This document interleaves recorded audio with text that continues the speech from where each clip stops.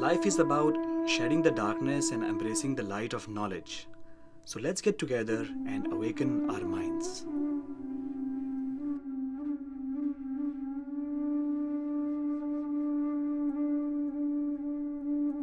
Friends, welcome to the series of videos Awakening the Mind. My name is Dr.Aakash Ahuja.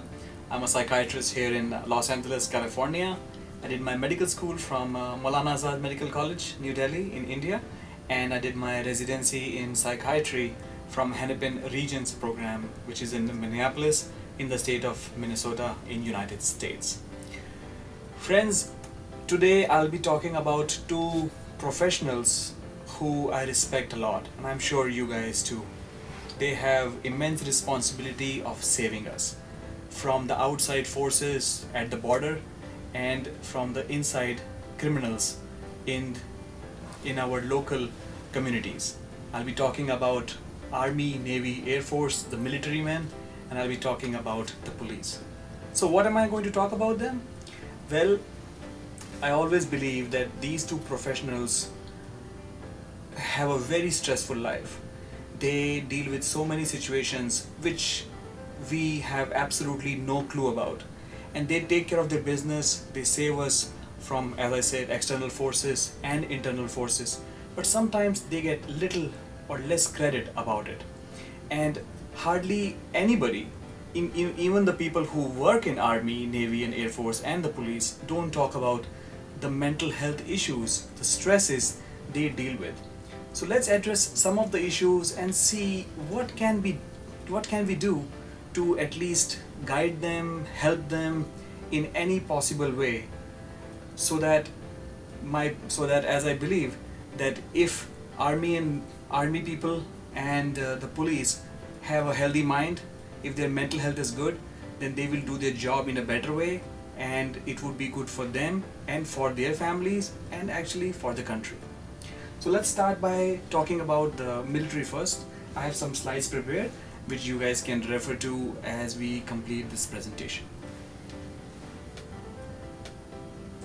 So let's talk about what kind of stresses people in military face.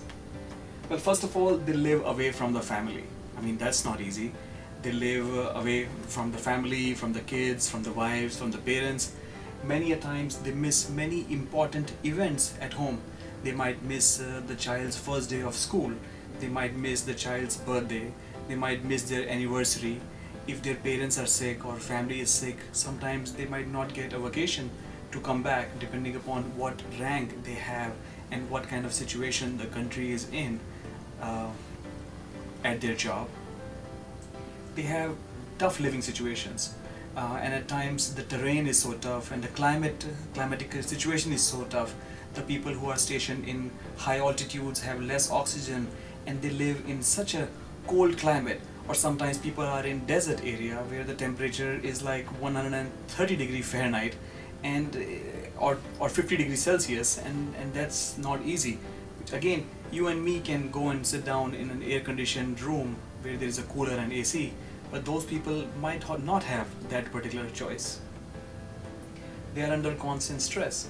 Again, depending upon the situation of the country, sometimes it's a time of peace and sometimes it's a time of war, but they are always surveilling and making sure that the country is safe, and they live under a lot of stress. Sometimes one of the stresses they can face is that they work for a system.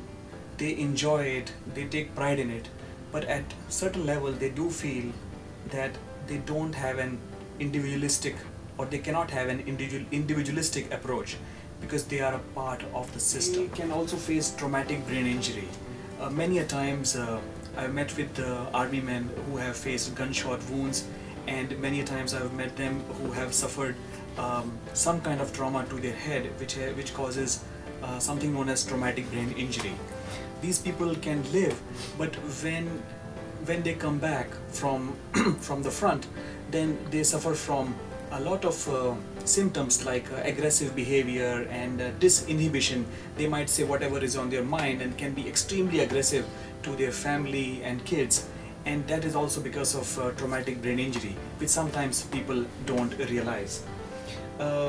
These people can have increased risk of using alcohol and other drugs, because sometimes they are so stressed that they just don't know how to cope with them.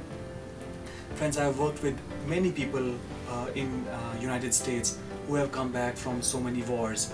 I've met people who are World War II veterans. I've met people who have fought the wars of Korea and Vietnam, and now they are coming back from Iraq and Afghanistan.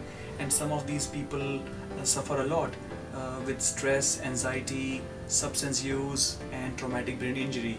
And I'm going to discuss one very important disease which many of these people face, whether it's in America or whether it's in India or any other country. And I'm going to talk about post-traumatic stress disorder. So friends, what is post-traumatic stress disorder or PTSD? Well, it's a disorder which actually occurs when somebody experiences or witnesses an extremely traumatic, tragic or terrifying event. It can be like a gunshot wound. It can be somebody's attacked in the military by like 6 different soldiers from different country, and they are running, and they see that they lost the life of their colleague, a friend or a partner. These events can be extremely traumatic. Now what happens with that after that? They repeatedly relive the trauma in the form of nightmares and disturbing recollections. So even after years and years of the war being finished, when they come back and are actually not on the front, they relive that experience. The whole thing, just like a movie, runs in front of their eyes, even when they are not sleeping or they are sleeping in the form of dreams. Extremely disturbing real experience. They can even smell the blood. They can even see what exactly went through with small minor details during that particular traumatic event. And sometimes it is so traumatic that many of these people do try to commit suicide. Another thing which happens in PTSD is that they avoid thoughts or feelings and people or situation associated with the traumatic event. They don't share this. They don't share this with the doctor, with family members or their children of what they went through. And because they cannot share it, it keeps on building up in them, which again increases a lot of stress in them. They become sometimes very cautious and very careful, and let's say for example if the trauma included the gunshot wounds, if they hear even a sound which is similar to that, they might totally freak out because that sound reminds them of that whole traumatic event. They can become very irritable and become very angry towards the family members and the children, and the children might have no idea of what's going on to their father while he might be suffering from this terrible post-traumatic stress disorder. It can also affect their sleep in a very adverse fashion. Friends, we just learned about PTSD, traumatic brain injury, and so many kind of stresses which our army people deal with. These are the people who actually are our saviors. They are on the border fighting for us, making sure that we are independent and maintaining our democratic state.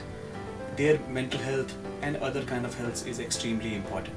So what can we do? Well, for sure, they should be able to see the psychiatrist or a doctor in the army. When they come back, they should be like satellite clinics which can cater to the needs of the army men.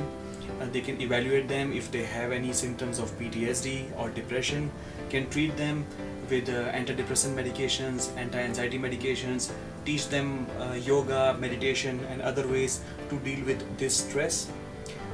Army people, again, are the saviors of the country, and I think we owe them this for their sake, so that they can be good for themselves, good for their family, and keep working as good as they are doing right now for the country.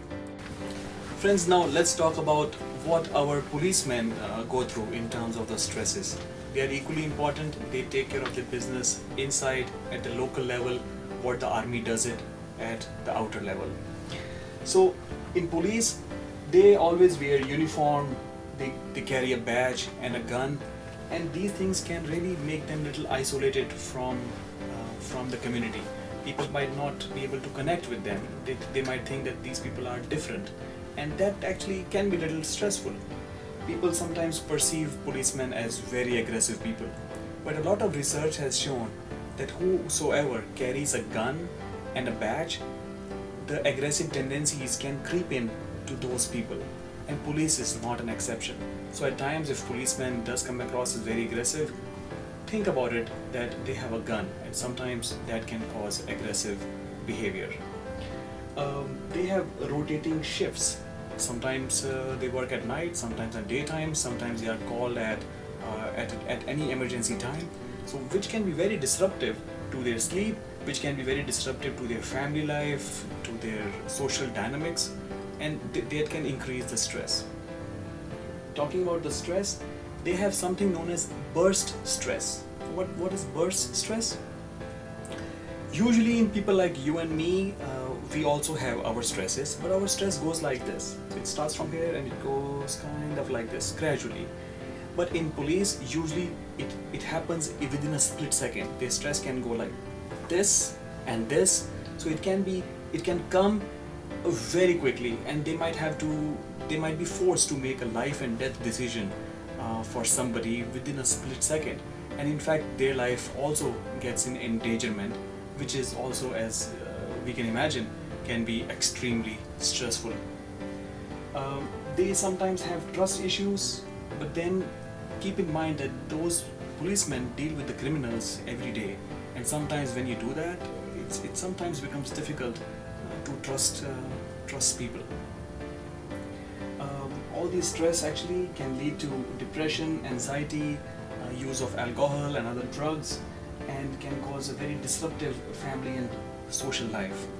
Policemen sometimes don't consider these things, that their job can be extremely stressful, and they think it's a taboo to see a physician, to see a psychiatrist. But in my opinion, the society should be acceptable to these things with the policemen, and they should be encouraged to seek the help of a professional to maintain their mental sanity. And because if they are healthy, then they'll be looking at the society in a healthier way. Friends, we discussed today the stress which the army people and the police people face, and we talked about some of the things which we all can do. And I think it's the responsibility of the system at the top, and also the responsibility of the people to acknowledge that these stresses do occur, and help our army men and the policemen to deal with them, so that they can serve the country in a better way. Thank you for watching this video.